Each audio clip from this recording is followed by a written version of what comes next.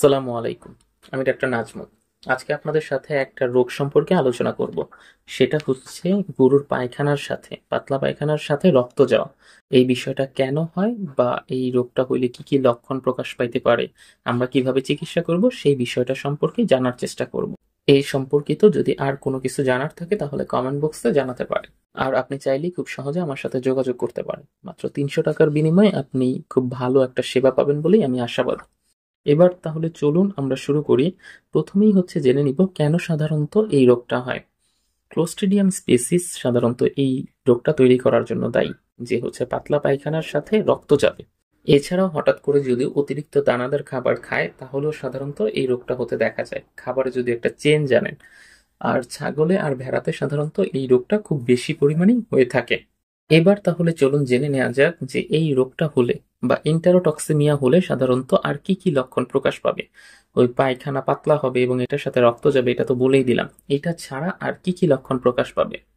প্রথমে যদি খুব বেশি পরিমাণে এই রোগের জীবাণু মানে ক্লোস্ট্রিডিয়াম স্পেসিসটা যদি বেশি পরিমাণে পশুর বডিতে প্রবেশ করে তাহলে পশু এই রোগের লক্ষণ প্রকাশের আগেই মারা যাবে।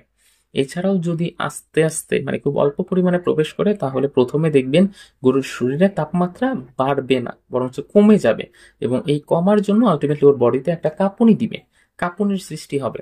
আর যেহেতু এই স্পেসিসটা পেটে আক্রমণ করে তাই হচ্ছে পেটে ব্যথা হবে, তারপরে হচ্ছে অবসাদগ্রস্ত হয়ে পড়বে, খাবার দাবার খাওয়া বন্ধ করে দিবে। আর যদি বাছুরের হয় তাহলে বাছুর আলটিমেটলি কি করবে, মায়ের যে দুধ চোষা বা দুধ খাওয়াটাও আলটিমেটলি অফ করে দিবে। পেটে প্রচন্ড পরিমাণে ব্যথা হবে, যার কারণে দেখবেন পা দিয়ে সাধারণত পেটে আঘাত করার চেষ্টা করতেছে, আর মাথা সবসময় বাঁকা করে রাখতেছে ওই পেটের দিকে। মানে ওর মেইন ফোকাসটাই থাকবে হচ্ছে আলটিমেটলি পেটের দিকে। অনেক সময় দেখা যায় এই পাতলা পায়খানা একদম হলুদ হয় এবং সাথে সাথে আস্তে আস্তে রক্তও বের হইতে থাকে। এবার তাহলে চলুন জেনে নেওয়া যাক যে এই রোগটা হলে আমরা আসলে কি ট্রিটমেন্ট করতে পারি বা আমাদের ট্রিটমেন্ট প্রোটোকলটা কি। প্রথমেই বলি, যদি খুব বেশি পরিমাণে ক্লোস্ট্রিডিয়ামের স্পেসিস আপনার পশুর বডিতে প্রবেশ করে তাহলে আর এখানে ট্রিটমেন্ট করার কোনো পারপাস নেই। রোগ রোগের লক্ষণ প্রকাশ পাবে আর তার কিছুক্ষণের মধ্যেই মারা যাবে, বা চিকিৎসা করার আপনি সময়টাও এখানে পাবেন না। আর যদি আপনি চিকিৎসা করার সময় পান তাহলে হচ্ছে প্রথমেই ওর বডিতে অ্যান্টিসেরাম ইনজেকশন করে দিতে হবে। 25 থেকে 50 মিলিলিটার দিনে 2 বার ওর শিরার মধ্যে করে দিয়ে দিবেন, যাতে করে ওই ক্লোস্ট্রিডিয়ামের যে জীবাণুটা ওর বডিতে প্রবেশ করছে সেই জীবাণুটা হচ্ছে যেন নিউট্রালাইজড হয়ে যায়, মানে ওই বিষটা যাতে আর কার্যকর না থাকে। এছাড়াও যদি ছোট বাছুর হয় তাহলে আপনারা এখানে 25 মিলিলিটার এই অ্যান্টিসিরাম ব্যবহার করতে পারেন, সেটা হচ্ছে টাইপ সি অ্যান্টিসিরামটা ব্যবহার করবেন। আর ছাগলের ক্ষেত্রে টাইপ ডি অ্যান্টিসিরাম যেটা আছে এটাকে আপনারা ব্যবহার করতে পারেন। তাহলে বললাম গরুর ক্ষেত্রে কোনটা, হাইপার ইমিউনো অ্যান্টিসিরাম।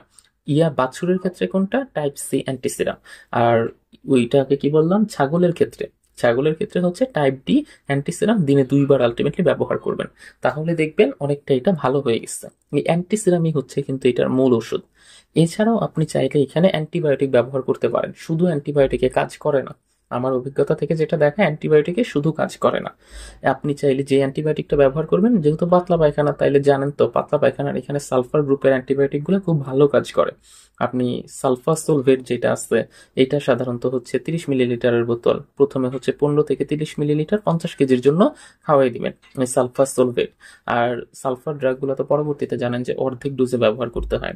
আর চাইলে আপনি সেখানে ইয়াও ব্যবহার করতে পারেন, সালফারের যে ইনজেকশনগুলো আছে ওই ইনজেকশনগুলোও ব্যবহার করতে পারেন। এছাড়াও ও তো খাবার দাবার বন্ধ করে দিবে, পেটের ব্যথার জন্য তো আর খাইতে পারবে না, তাই আপনাকে এখানে ডেক্সট্রোজ যে স্যালাইন আছে সেই স্যালাইনটাকে শিরায় ব্যবহার করতে হবে। 2 থেকে 3 দিন আলটিমেটলি ব্যবহার করবেন। এবার তাহলে চলুন জেনে নেওয়া যাক যে এই রোগ থেকে আমরা কিভাবে প্রতিরোধ করতে পারি। প্রথমেই হচ্ছে আক্রান্ত যে পশুটা আছে সেটাকে সুস্থ পশুর থেকে আলাদা করে ফেলবেন। প্রয়োজনের অতিরিক্ত কখনোই দানাদার খাদ্য খেতে দিবেন না। মেইন কারণে কিন্তু এইটা, যে প্রয়োজনের অতিরিক্ত দানাদার খাদ্য বা দানাদার খাদ্য এলোমেলো সময় খেতে দেওয়ার কারণেই এই রোগটা হয়। আর যেই এলাকায় এই রোগটা হয়েছে সেই এলাকায় 2 কেজি খাদ্যের সাথে 22 মিলিগ্রাম অক্সিটেট্রাসাইক্লিনের যে ওষুধটা আছে এটাকে আলটিমেটলি মিশিয়ে একসাথে খাওয়াই দিবেন। তাহলেও দেখবেন যে অনেকাংশে এই রোগটা আর হচ্ছে না ফার্মে। মাঝে মধ্যে আপনি চাইলে এই রোগের টিকাও পাওয়া যায়, ওই টিকাটাকেও দিয়ে রাখতে পারেন। টিকা দিলেও এই রোগ থেকে অনেকাংশেই মানে প্রতিরোধ করা যায়, এই রোগটা আর হয় না আপনাদের ফার্মে।